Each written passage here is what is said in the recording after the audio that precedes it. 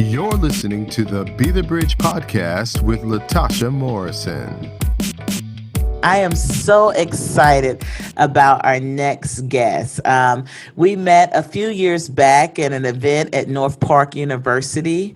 And now, I think last year we met again at a conference hosted by Brenda Salter McNeil. So I love her work. And I was just telling her that everybody that I'm talking to is referencing her work. She is a brilliant mind, a leader, and a gift to the body. And her name is Andrea Smith. And so we're going to call her, for the sake of this podcast, Andy. She likes Andy. And so she is the coordinator of Evangelicals for Justice and a board member of the North American Institute for Indigenous and Theological Studies. She is the co-editor with May Cannon of Evangelical Theologies of Liberation and Justice, and an IVP author of Unreconciled: From Reconciliation to Racial Justice and Christian Evangelicalism. She has another book, Conquest, Sexual Violence and American Indian Genocide, and the editor of The Revolution Will Not Be Funded, Beyond the Nonprofit Industrial Complex. She is the co-founder of INCITE, Women of Color Against Violence, and the Boarding School Healing Project. Let's welcome Andy Smith. Wow, you are doing some incredible work. Talk about justice right here. You are like the epitome of what we talk about with all the work you're doing from the Boarding School Healing Project. That's like a whole nother conversation that I would love to have with you maybe at a later time. And then Women of Color Against Violence.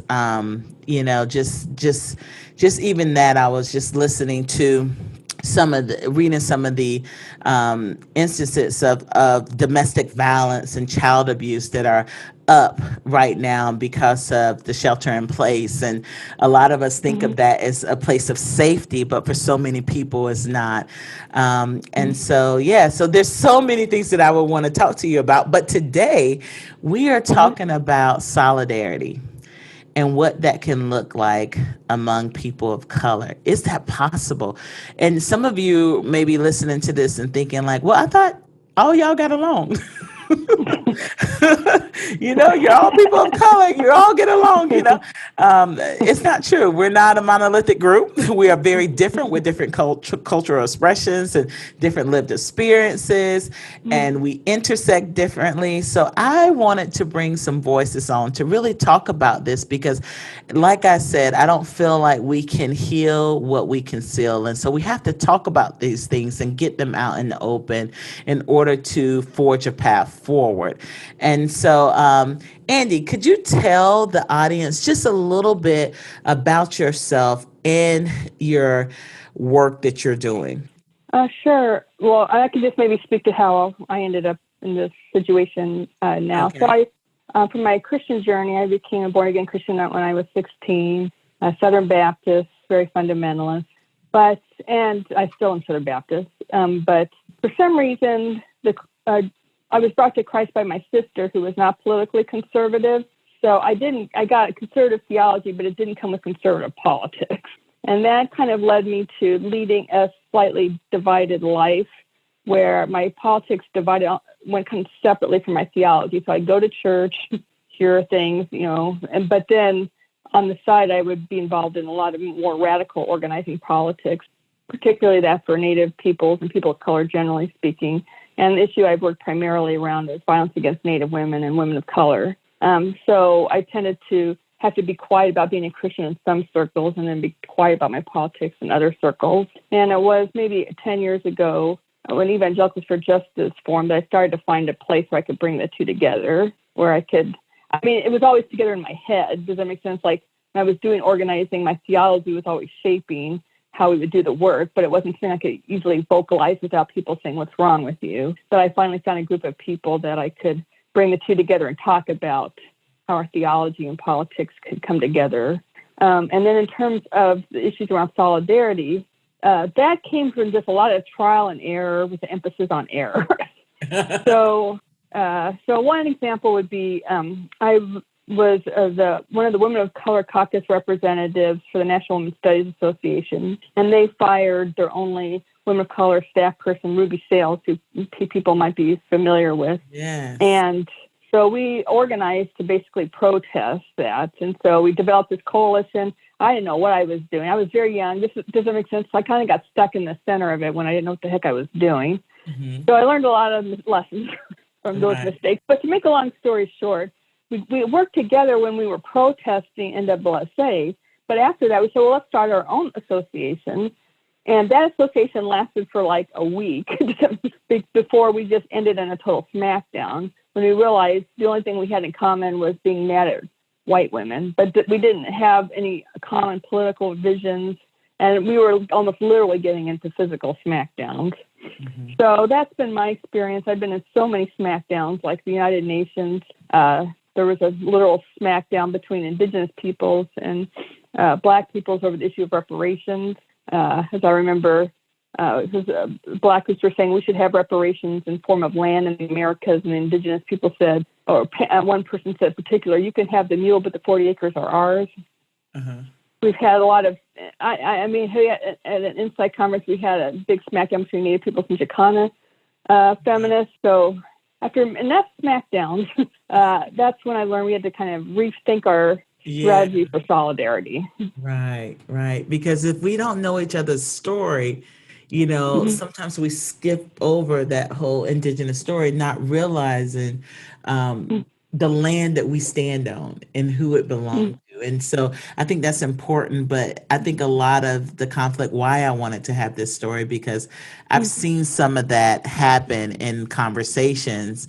And then as I'm learning history, I'm like, wow, I had no idea, because we don't learn this in school, and so I think it's important. What do you think solidarity could look like in this space of racial justice between Black and Indigenous people of color? Like, what could this look like? We know we'll get to the identifying some of the things that divide us, but what could solidarity look like?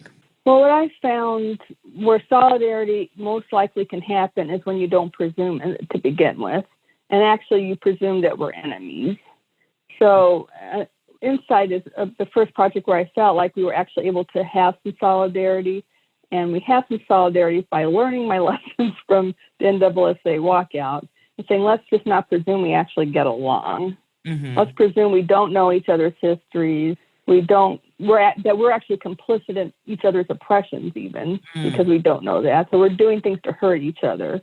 And let's recognize that is our starting ground. And then if we recognize that as our starting ground, then we make a political commitment to do otherwise. We say, I'm going to learn how to be different with you. I'm going to start to learn your history. I'm going to start to receive critique that I'm hurting you. That makes it easier to get through together because we're not disappointed. I think a lot of people of color solidarity things break down because people come in thinking somebody's going to have your back. And when they don't, you storm off. Mm-hmm. But if you go in there thinking they're not going to have my back, but I'm going to intentionally try to create, and I don't have your back. Like I have to go in thinking I have your back, but I really don't, right?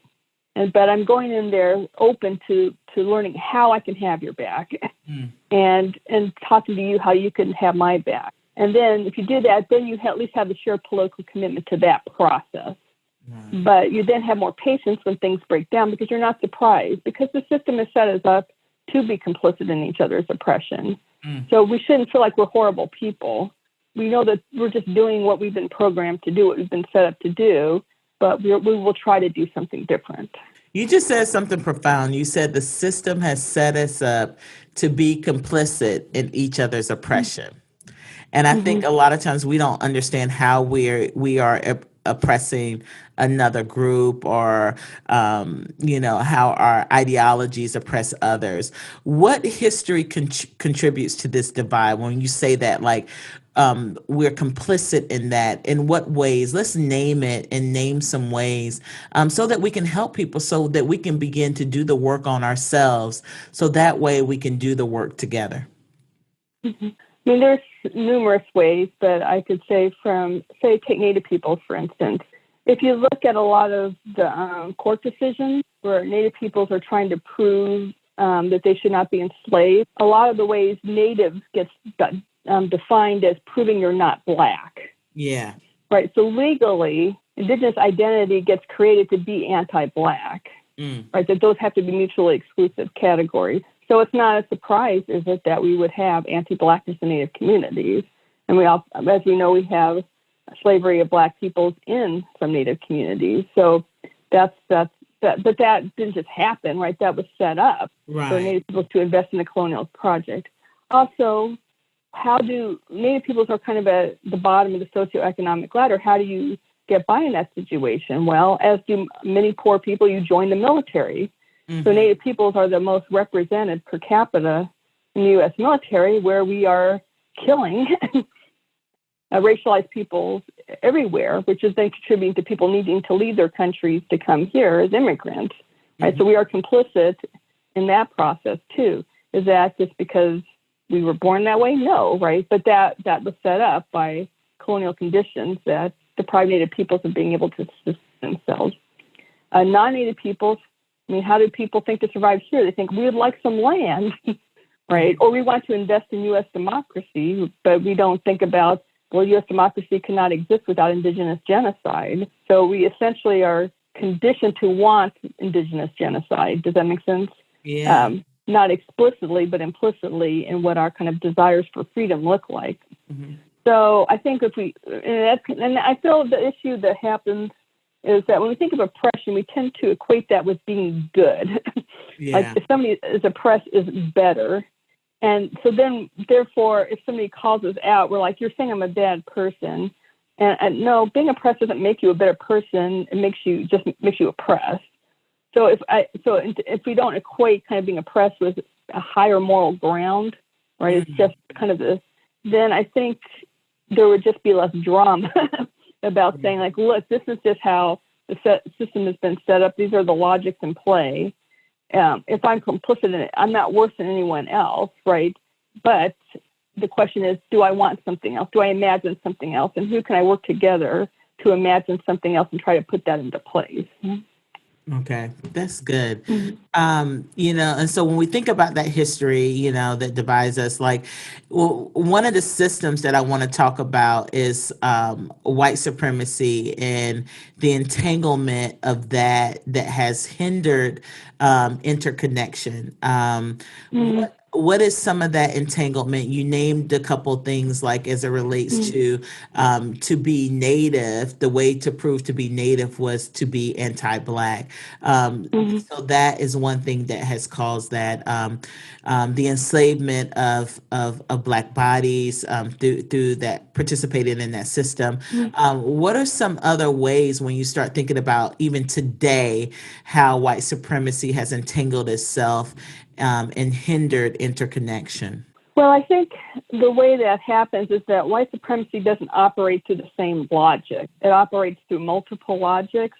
And the way those logics play out can impact the different groups at different times, right? So to give one example, so if we look at kind of the theories around anti-Blackness, what they tell us is that under white supremacy, it's not just that you're trying to aspire to whiteness, but you're always running away from Blackness.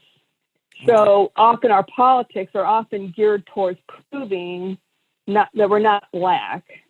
Does that make sense? Like we're more worthy than people who are in the category of Black, and who could get put in the category of Black could change over time and place, right?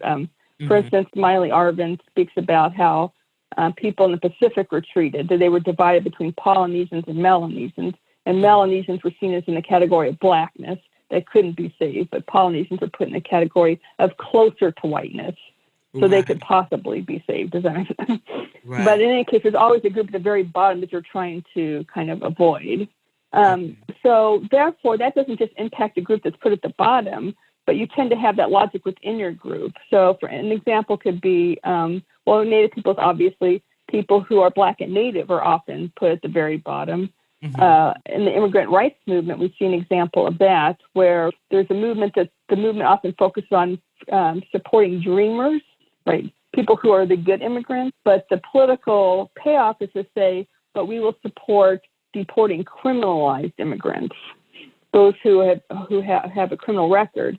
But criminalization is another code for Blackness, right? It's basically saying we don't we won't accept the immigrants that resemble Blackness.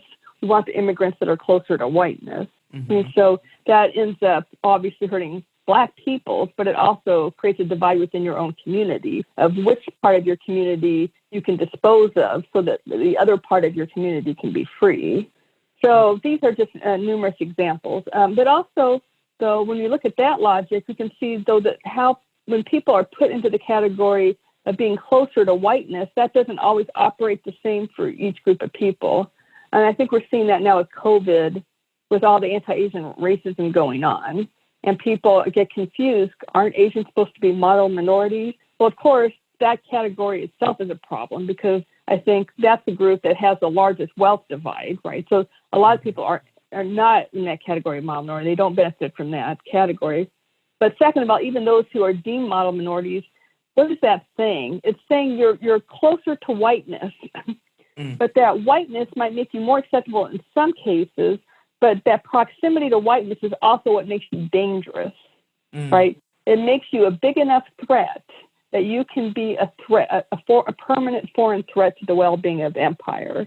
And that's why we must be at constant war with you. So that's why it's always a recurring thing, right? From Japanese concentration camps to now, the COVID-19 is almost seen as an Asian war against empire, right?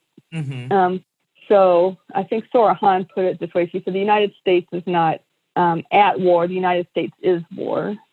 So that's an example where the racializing logic is operating differently for different communities. So if you put everything in the same box, you may not see how things are different. And then we end up with a strategy that might be good for one group, may not be good for another group. So that's why I think it's kind of always important to look at what are the distinct things going on at a particular moment, and then what's the appropriate strategies that we can figure out together that make these links by how things are operating differently in different places.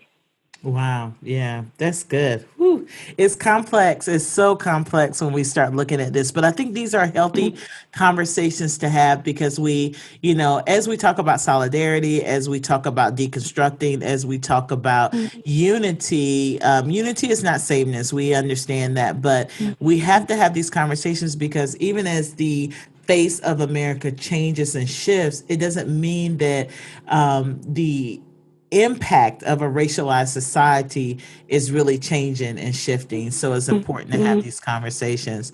What is the elephant in the room that we typically talk around as we're talking about these conversations? You hit a lot of them like already, but what are some other elephant type situations? Because one of the things would be the bridge. Our mascot, which has no name, is like an elephant, it's kind of like you cannot ignore the elephant in the room. We have to talk about, and we consider the elephant in the room historical context, and so we cannot ignore that. What are some things we typically talk around that we need to bring more understanding around and have some honest conversations around it related to this? Well, there's just so many things. I think I mentioned some of them. I think we have to address anti-Blackness in all communities of color and how that also is manifested in colorism. I think we have to talk about kind of our complicity in indigenous genocide and our non-questioning of U.S. democracy as the end goal. Like I think from a Christian perspective, we should never be invested in one particular governance system, right? We're invested in a heavenly kingdom, whatever word you might want to use. And that means we must always be critical of not settling for what seems the best we can get, instead saying what's the best governance system where we can all live that's not dependent on some people's death, right? Right. I think also we just need to also be mindful of intersections with other issues like gender. I see this a lot in evangelical circles. Like now, occasionally they'll talk about gender, but it's always white women representing gender. And it's always men representing race. And there's a lot of things that happen for women of color, like different kinds of racisms that are also gendered that we just don't see. But like when we talk about domestic violence, to me, domestic violence isn't just a gender issue, it's also a racial issue. Yeah. Because it is through gender violence that racism is successful.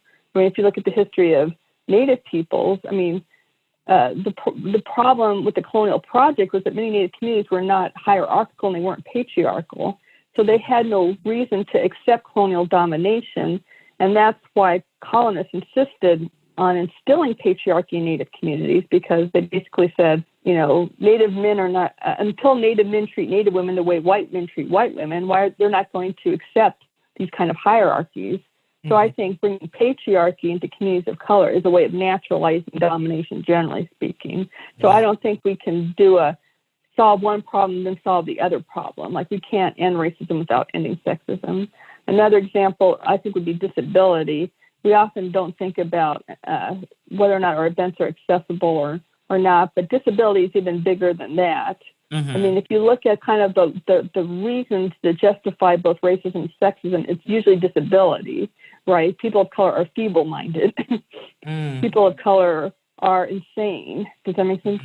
Mm-hmm. But what we do is instead of saying, well, why would you treat somebody with a developmental disability as less than human? Instead, we try to prove that we're not developmentally disabled, right? Instead of saying, well, people who are not neurotypical should still be treated with respect, we try to say, no, we're not crazy, right? So we basically throw people with disabilities under the bus to prove that our communities are okay, rather than accepting that there's not one normative mind or body that should be treated with respect, but whether we all have respect regardless of how our mind and body is. So these are just a few kind of examples of things I think we don't address that we should. But I think the overall, I'd say matrix is that instead of saying less of an issue, like, did we cover this issue? It's more, I would say, let's just accept that none of us got through 500 years of federal colonialist, white supremacist shenanigans without being extremely messed up. Okay? Right. So let's just know we're messed up. And then what is the process by which we can easily get new information to change when we're messed up? And it will come from new areas that I can't even imagine now. There's something really ridiculous I'm doing now that I have no idea about, that I'm going to learn about. But what is the political praxis I have in my organizations and in myself, such that when that information comes, I'll be able to hear it quickly and change as needed.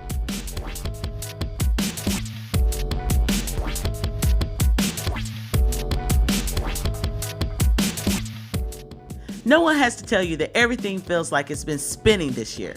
It's hard to figure out the next steps forward when so many things feel unknown. Are you with me? So I want to invite you to be a part of the chance to reset and launch the rest of the year. On August the 15th, I'll be speaking at If Gather's leadership event called If Lead. It's online this year, which means you can tune in from right where you are. And no matter if you're leading toddlers or running a company, this event is for you. We're going to talk about the questions we've all been wrestling with lately. And they are, how do you live out grace and truth? Can you prioritize rest in your calling? How do you hold both joy and disappointment at the same time? Do you dream big for the days ahead or just wait for God? At If Lead, we want you to consider, what if it's both? What if it's all of it? How do we embrace all these tensions at the same time? We need you to tune in with us on August the 15th. And we don't want you just to watch. We want you to participate, engage. This is our chance to come together as a giant sisterhood of women and make a plan for it. And don't do it alone. Invite some girlfriends, family members over to watch If Lead together. Tickets are on sale now at If Lead 2020, and they start at just $29. So don't miss it. That's iflead2020.com. I look forward to you being there with me. We just talked about what, we do believe that solidarity is possible and how we have to have some of the steps that we can take.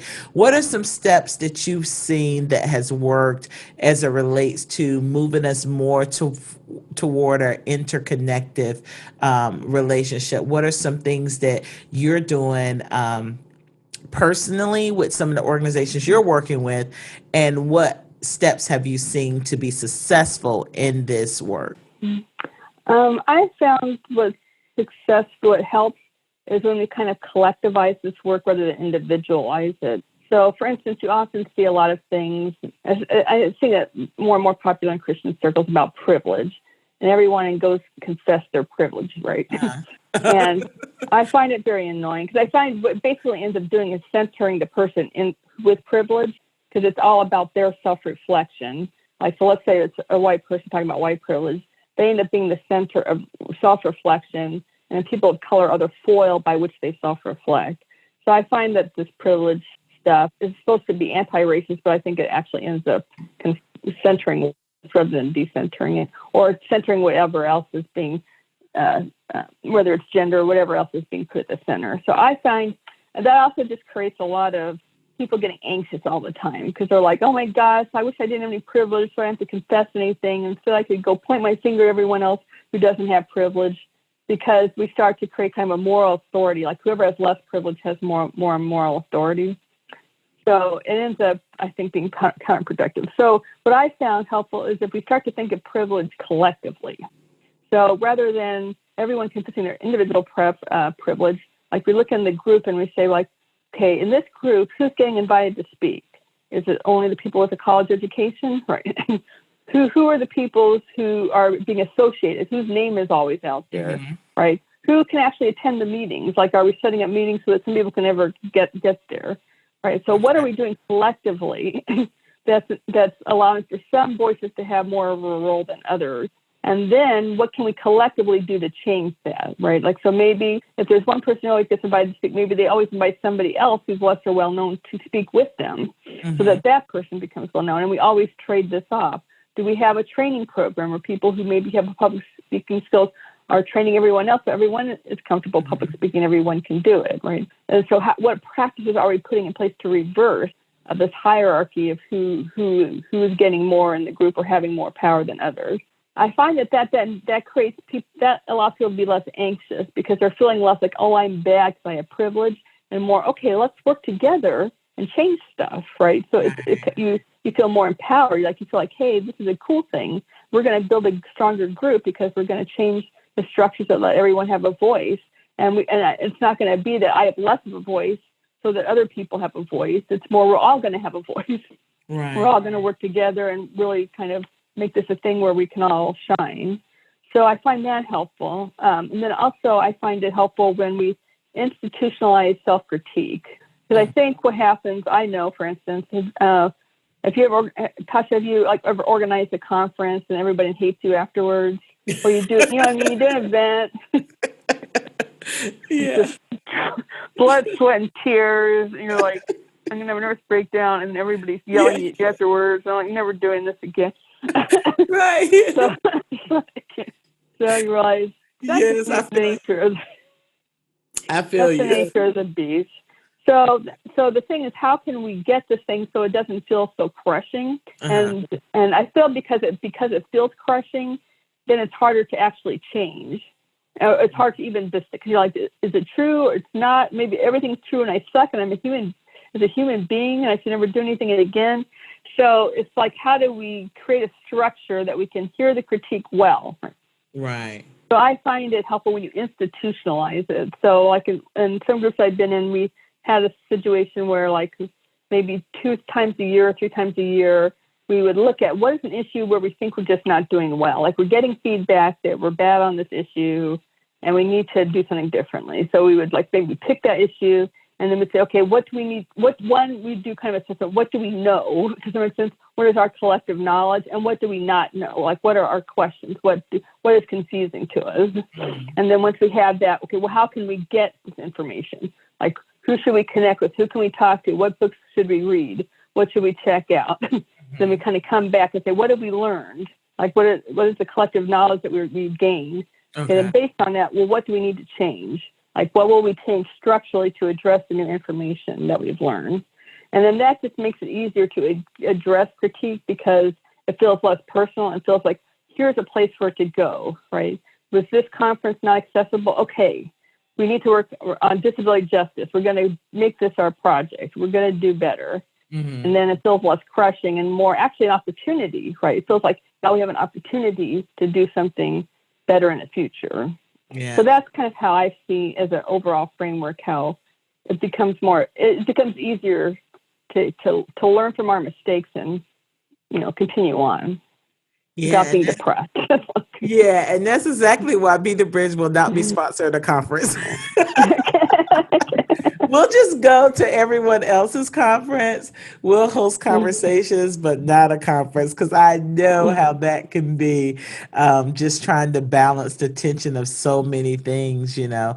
When we think about restorative justice, like, what are some things that could be restorative in how we approach the healing process, like as it relates to um, Black people, Native people, Asian American people? What are some things that can be restorative in how we approach this healing process? Well, I operate from more of a transformative justice framework. Okay. So, transformative justice kind of emerged. Well, it emerged from many different strands, but part of it was a little bit of a critique of restorative justice, and Yeah. that it learned the important things of restorative justice is that if there's kind of a crime, it's not just between two individuals, but there's been a larger community breakdown that needs to be addressed. And the way to address harm is you don't kick somebody out of that community, right? That makes it less likely that person can be a good person in that community, right? So you want to keep them in the community, but you need to have the community involved in addressing the harm that's created. But the transformative justice framework says that's good and all, but that can assume a romanticized notion of community. And where that often breaks down is on gender violence, right? Like, a community is not going to hold somebody accountable if they don't think what the person did was wrong. And in cases of domestic and sexual violence, communities often side with the perpetrator rather than the person who suffered the harm. And also, you just may not have a community to begin with, right? So the transformative justice framework says that we actually have to create communities of accountability.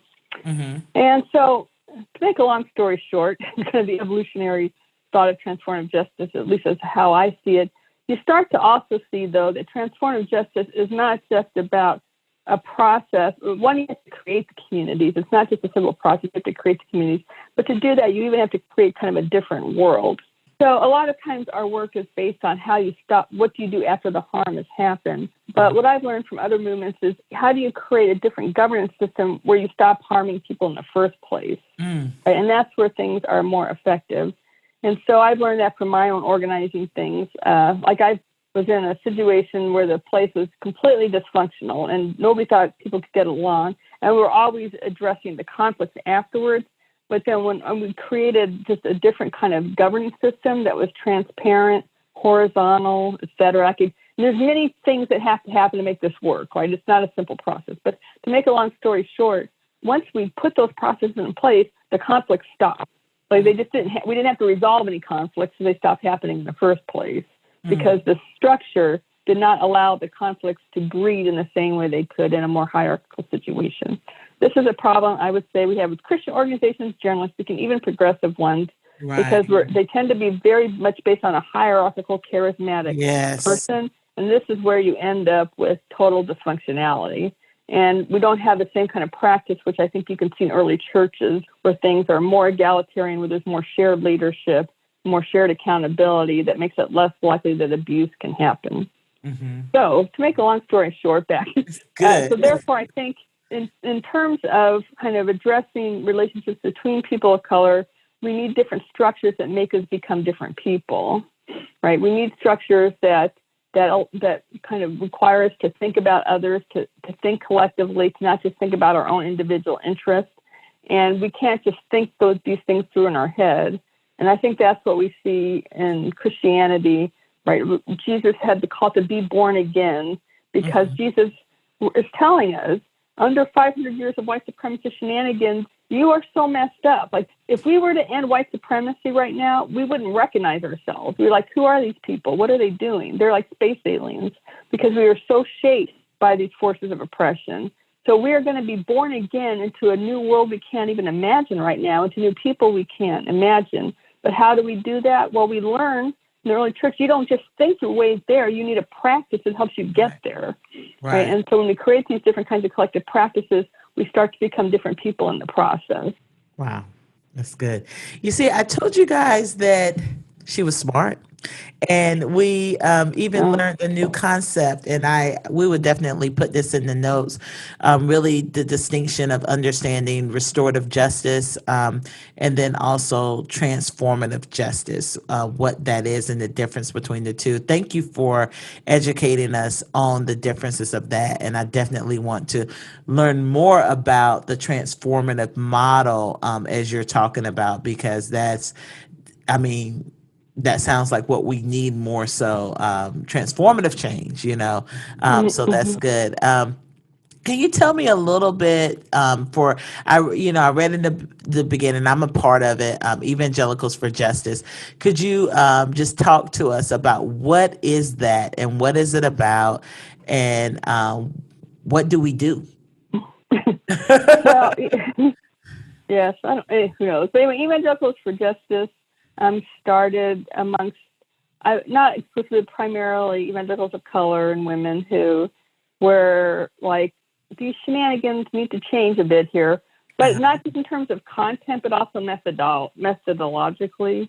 So I feel like sometimes you have some stuff going on, you know, like what was it, 84, 89% of white evangelicals voting for Trump, and you're like, what? But Uh-huh. there can be a way of replicating that same approach by saying, uh, that's not the right way. This is the right way, right? Like, so you say conservatives, this is a biblical approach. If you challenge me, you're not biblical. But progressives can do the same thing and say, no, this is the right way, right? Right. Whereas but really, like, you know, I mean, we need to kind of a spirit of humility that only God really knows the right way. Mm. And how can we be in a process, you know, a continual process to hear God's word, especially where we may hear it in ways we don't expect it. It may come from Mhm. a person we would not expect. It may come from a place we wouldn't expect. So Mhm. how can we open our ears? So, or open our eyes, or open our senses, or whatever way we can gather kind of new information. So, so that's kind of what kind of inspired Evangelicals for Justice, was to create a space to say, let's be able to discuss these issues. Let's be able to debate, discuss, and create a space to just be able to disagree without our heads exploding. You know? Right. So that's kind of it. So we care obviously about justice, but we don't presume the right way to justice. Mm. Does that make sense? That's good. That's good because I tell people all the time in this work that we do at Be the Bridge, I always say that we're just one way. We're not the Mm-hmm. way. We're not the only way.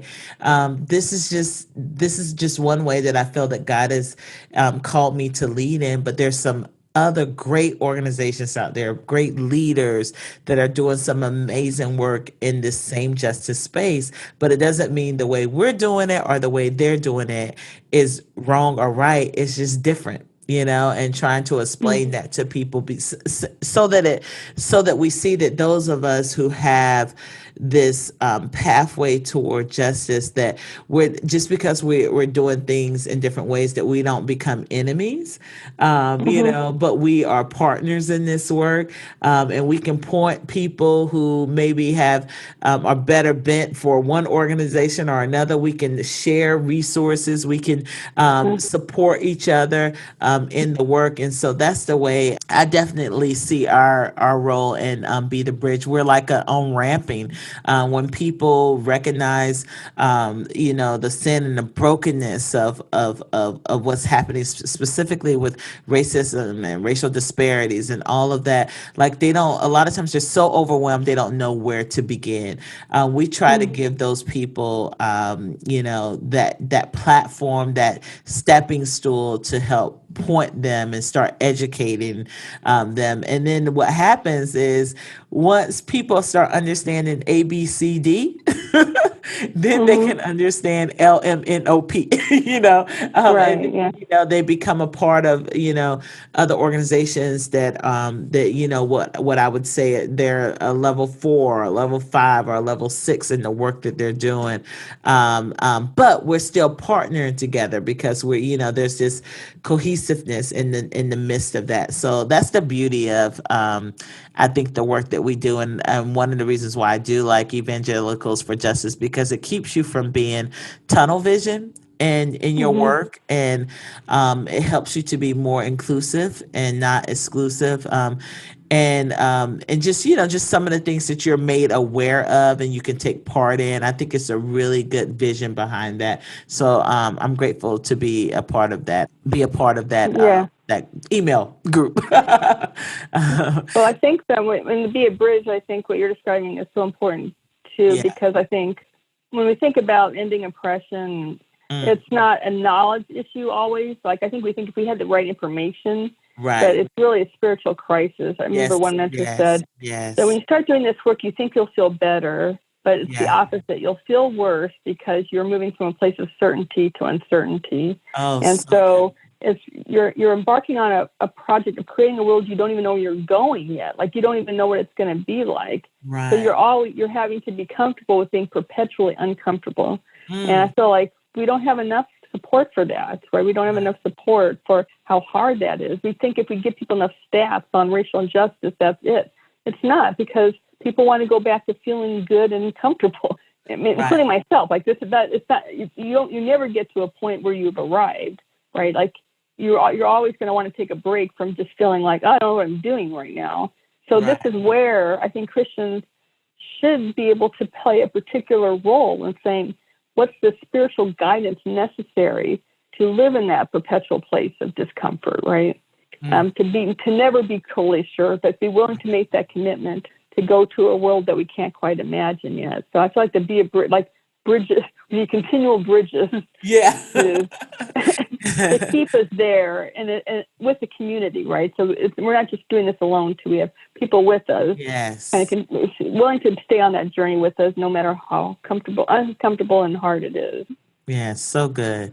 So good. Now, I like, I'm trying to think of that great like closing discussion, but I like to dream. And I always dream sometimes of like, okay, how if what could the world look like if this happened? Or Mm-hmm. how could the world be if I had this? Or if what could be the bridge be if this happened? I like to dream. And a lot of times we don't dream big because we also are thinking about the barriers and the obstacles that prevent us from dreaming. So I want you to just dream for a moment with me. If money wasn't an option, okay, Mm-hmm. money wasn't an option, and there were no like physical like barriers or obstacles, what would you do? What would you Well, do? I don't. What would you change? Um, See, I think the work ahead of us doesn't necessarily require money or these things to begin with. So I think that may be changing our framework, right? That's So if good. you think about the current system we have, right, it's a pyramid. Uh-huh. 5% owns 95% of the population. Uh-huh. But there's a lot more of us than them, and Okay. ultimately, even the top 5% is not going to do well if it destroys the earth. Right. So Right. basically, so the catch is really, to me, is less that we need the money and the guns. It's we need to get the 95% mobilized. And how do you do that? That's like Mhm. talking to your neighbors. Does it make sense? Like, it's not necessarily Right. a glossy program that needs a foundation grant. Right. It's like, can everyone commit to talking to 20 of their neighbors, having a That's conversation good. I about this? love it. I And kind of love it. creating these connections, because we see the biggest movements, they're not from the US, right? Mhm. They're from poor countries, but they have like hundreds of thousands of people involved creating different governance systems because they've disinvested in thinking the current system has the solution and have invested in themselves as having the solution. Mm. So I think if we reorient that way, then we don't necessarily need these things, and we can then be more creative with the resources that we have. Like, I was thinking of one example. Uh-huh. A friend of mine was talking about the Argentina factory movement, and Okay. she was talking about there was a debate about, at that point, the government was giving everybody kind of a welfare check, and people were debating, should we accept this check? Does that all mean we've sold out, or should we not? We could use the money. And Mhm. what they did, like, that's the debate you would have in the U.S., but there what they did is they took the money and they collectivized it. They put it all in one big pot and then made sure everyone's needs got met, right? Oh, So that sounds that's kind of, familiar. That sounds Yeah. familiar. So what if we kind of thought more creatively and collectively? Yeah. We might actually have the resources. And I think we're seeing that now with COVID-19 with the mutual aid networks. We're starting to see we have more than we thought, right? But if we start to think of it less like I have to meet my individual household's needs, but how can we collectively meet the neighborhood's needs and vice versa? We start to see, wait, collectively we have a lot more together. We just don't even know each other. Right. So I personally think in the end, this is where I feel like from Indigenous systems we see, like it's ultimately about relationality. We have a system that breaks us down into individuals.